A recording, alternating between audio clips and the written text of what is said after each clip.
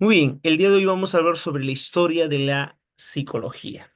Es una ciencia como nosotros conocemos, cómo se ha originado, cuáles son los factores que han acreditado que exista como ciencia y por qué es tan importante, sobre todo, entender, comprender este tema que, valgan verdades, es importantísimo para nuestra formación académica. Ustedes pueden participar, ojo, pueden hacerlo a través del chat o también levantando la mano del Zoom y podrían mencionar si es que hubiera alguna duda o inquietud al respecto. Que ojo, esto nos va a ayudar a nosotros a poder sobre todo entender, comprender si es que alguien tuviera interrogantes. Tenemos que saber que la psicología eh, va a empezar desde tiempos muy remotos.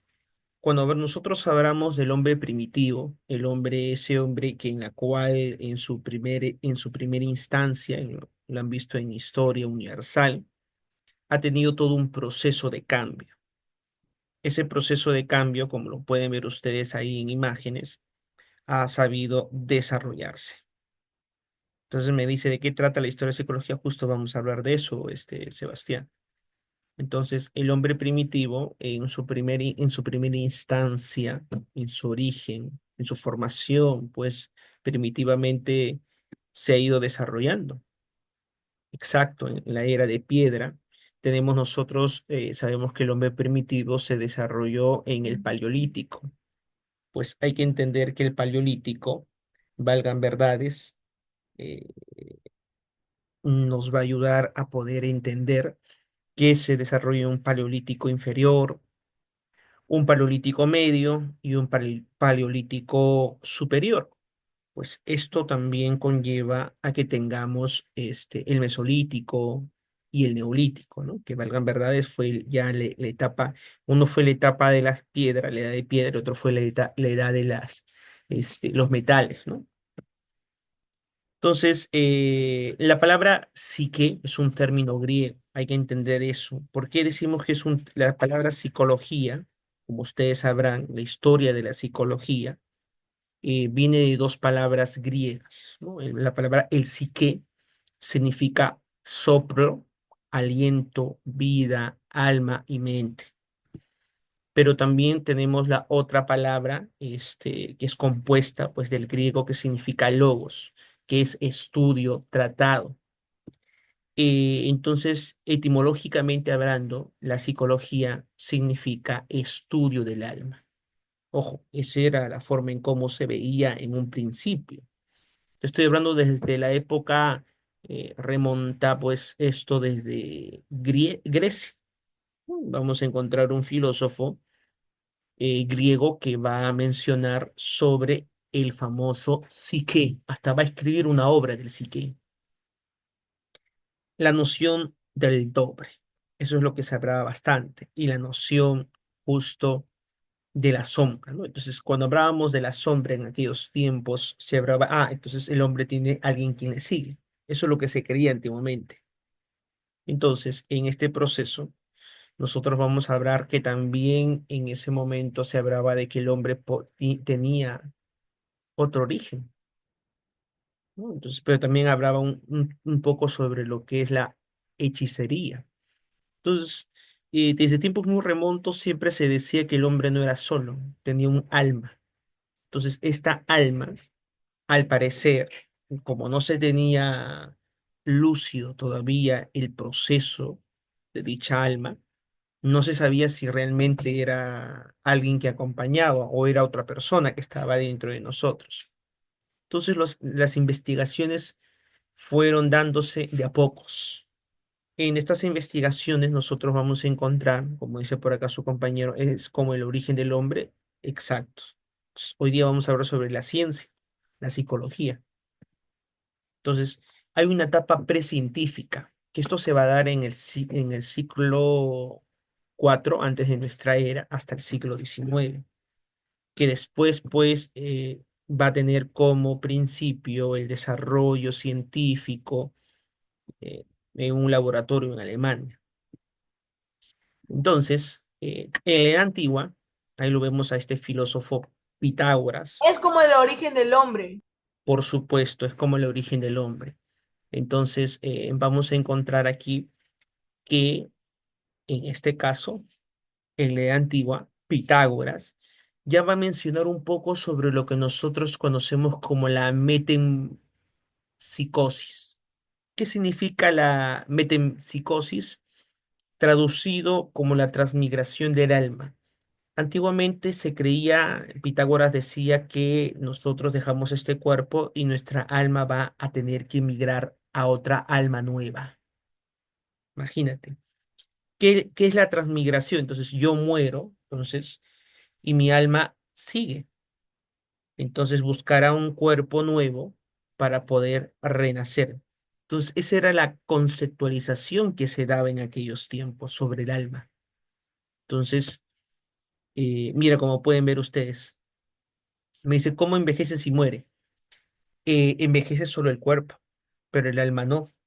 Entonces, ya se creía que había que el ser humano era un dipartito. ¿Qué es dipartito? De dos. Miren cómo, dice, eso se llama la transmigración de alma.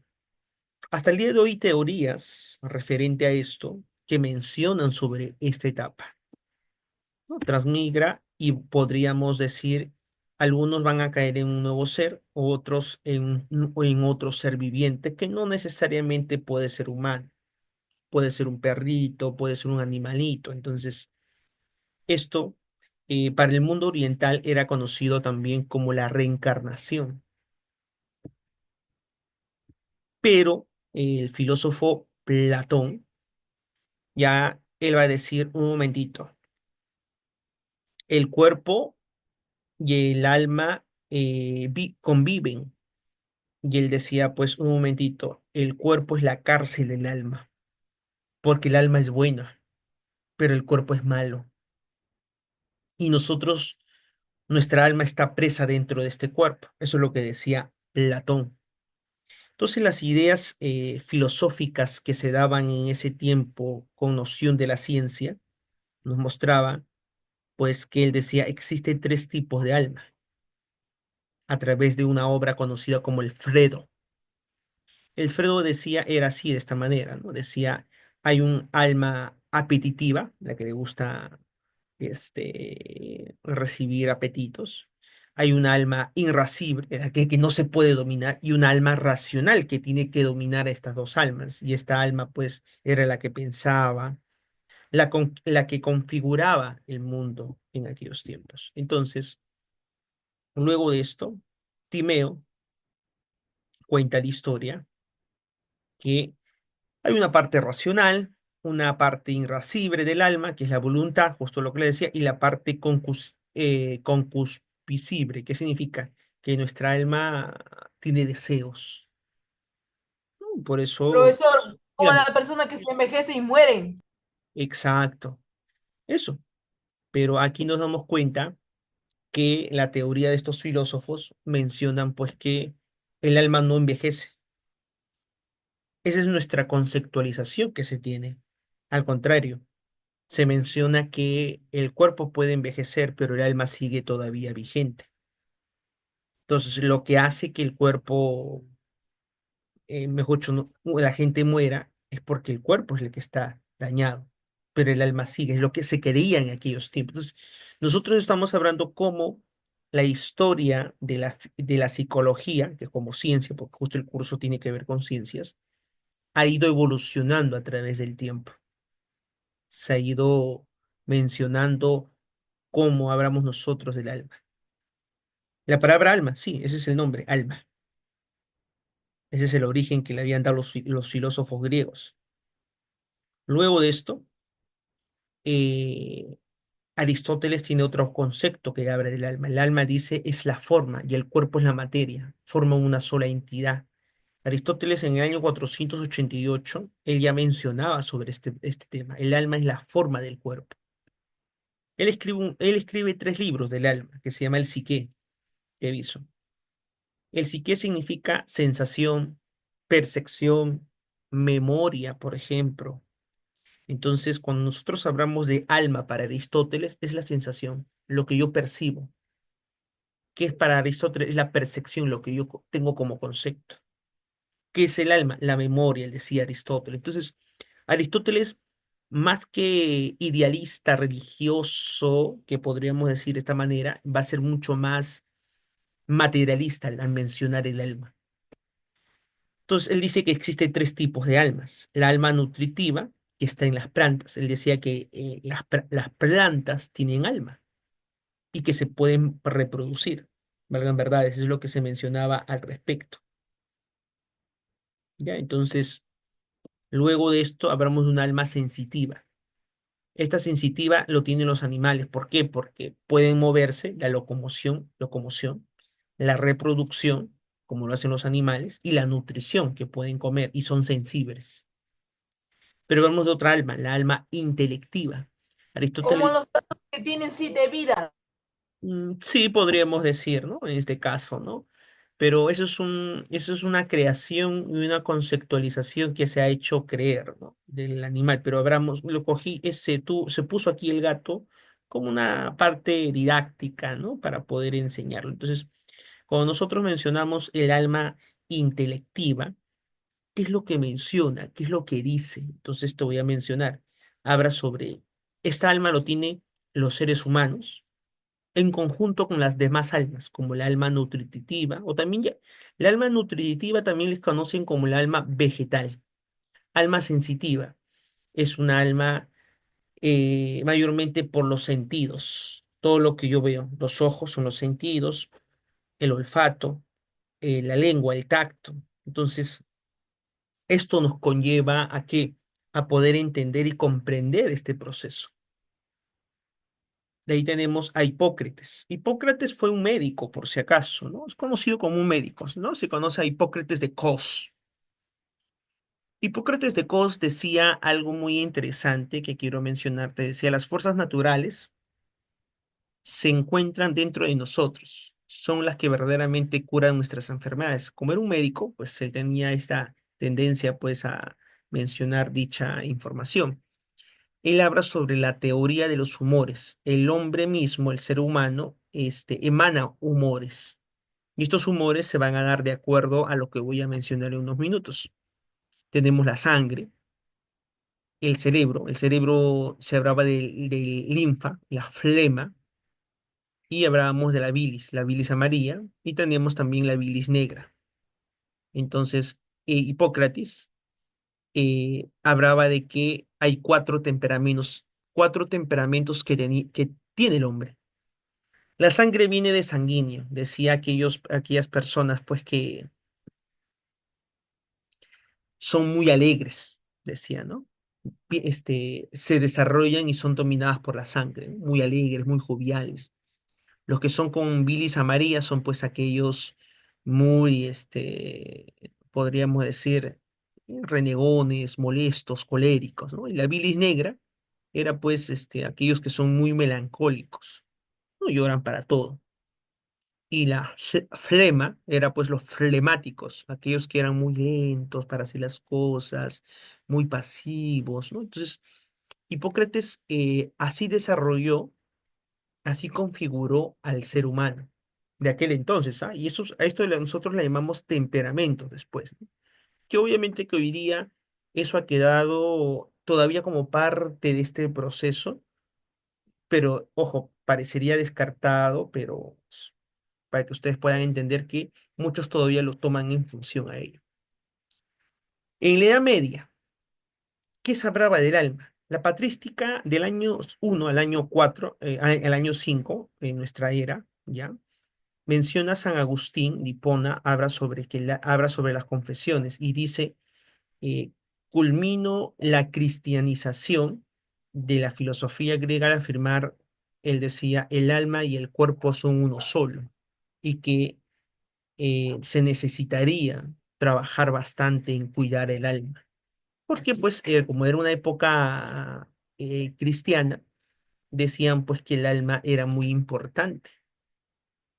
Era una alma en la cual se tenía que cuidar, que se tenía que proteger, porque llegará un tiempo, esa era la conceptualización que tenía San Agustín, que llegará el momento en la cual se dejará de lado, se dejará de lado el cuerpo y que tendrán que vivir en un reino distinto. ¿Y cuál era ese reino? Sí, Profesor, yo he visto la extinción de los dinosaurios también, como la gente muere. exacto. Es como te digo, ¿no? Estamos hablando sobre esta época, ya en la Edad Media, el tema de los dinosaurios fue justo en la época primitiva, ¿no? Que tú justo lo habías mencionado, ¿no? Aquí está la respuesta. Aquí Así es. está. Sí, así es. Muy bien, entonces ese sería en torno a ello. Entonces, Tomás de Aquino, en la Escolástica, él va a decir que el alma es una forma de cuerpo, pero inmortal. En el Yo he visto a los asteroides y volcanes que mató a todos los dinosaurios. Exacto, es como te digo, esa es otra época, pero podríamos nosotros mencionar al respecto y con justo lo que tú estás mencionando en torno a esta impresionante trabajo que se da. Cuando nosotros hablamos del Renacimiento, te comento, en el siglo XIV al siglo XVI, vamos a encontrar que el hombre va a empezar a tener situaciones muy distintas. ¿Y qué sucede? Sucede que aquí el hombre ya va a dejar de creer en la religión y va a empezar a revertir su mundo con otras teorías, como cuáles, profe. Ahora te voy a mencionar. En el Renacimiento, Luis Vives va a mencionar sobre que recalca la importancia de la comprensión de la mente humana para la educación, la filosofía, la política, la ciencia. Y dice algo muy importante. Aquí te voy a mencionar. El término psicología fue difundido en el año 1590 por Rutherford Goffler o Goncourt con un tratado titulado Psicología, que no era otra cosa que los comentarios y tratados de teólogos, filósofos que hablaban sobre el hombre y su alma. Entonces, durante este tiempo nosotros también vamos a encontrar cómo la psicología ha ido avanzando en la edad moderna. René Descartes propone que el mundo está compuesto por ideas innatas, decía las pasiones del alma, ¿no? Entonces decía que todo va a depender de cómo nosotros estemos y eso es nuestra alma. Eso es lo que mencionaba.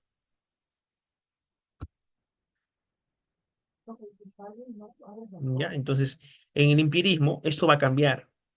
John Locke, él va a mencionar sobre, rechaza las ideas innatas y dice, no, él va a hacer un ensayo muy bonito de 80 páginas y él menciona y dice, el hombre va a captar su mundo a través de sus sentidos.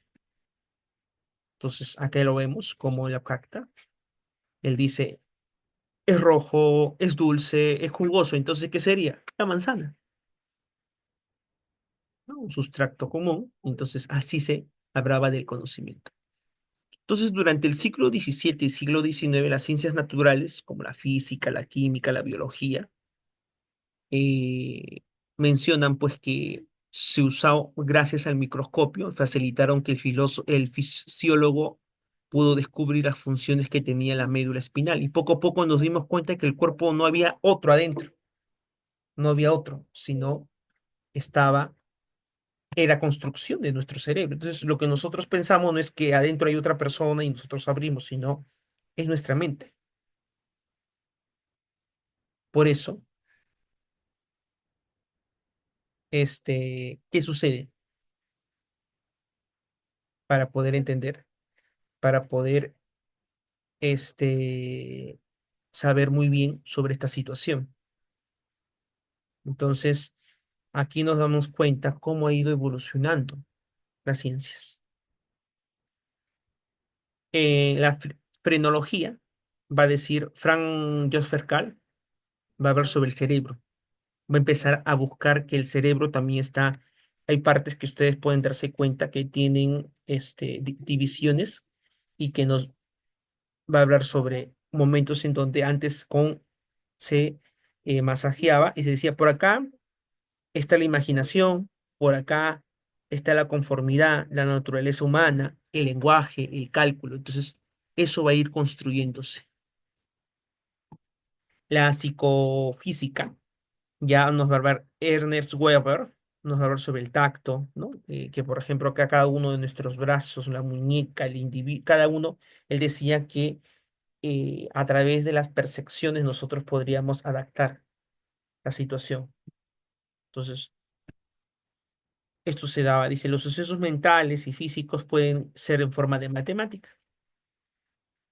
Gustav Geffer hablaba sobre eso también, ¿no? Sobre los elementos de la psicofísica, el umbral, ¿no? Ese es donde dice, "Mm, mm". Entonces, el sonido, ¿no? Entonces también hablaba sobre eso. El estructuralismo, William Maxim Guth fue el que va a crear el primer laboratorio, que justo así nace la psicología, en 1879. Obra, Principios de Psicología Fisiológica. Su estudio era la conciencia. Método de introspección analítica. Creaba revistas de estudios filosóficos.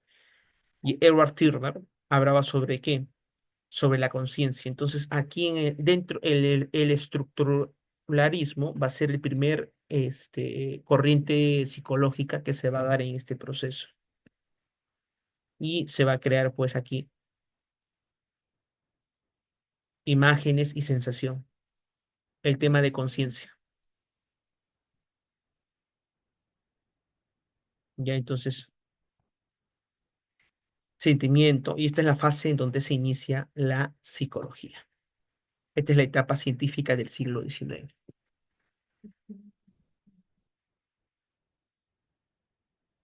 Principio de adaptación. Miren cómo el hombre ha ido evolucionando. Ese es William James.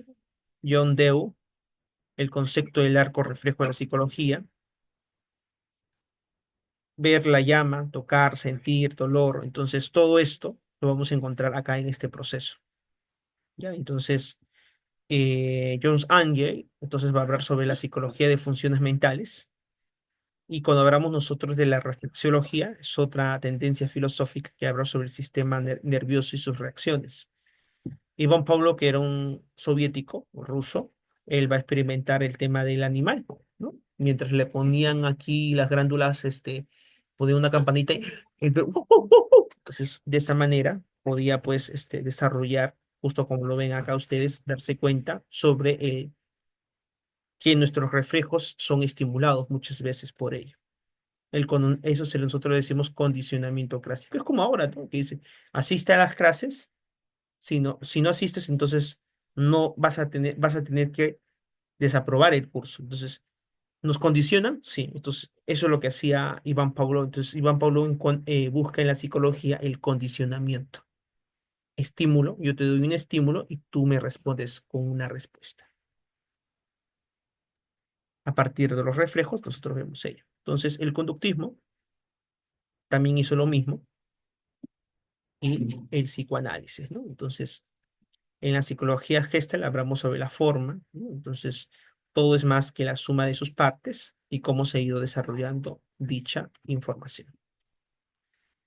Entonces, todo este proceso ha ido dándose a través del tiempo. Y es importante también mencionar sobre ello.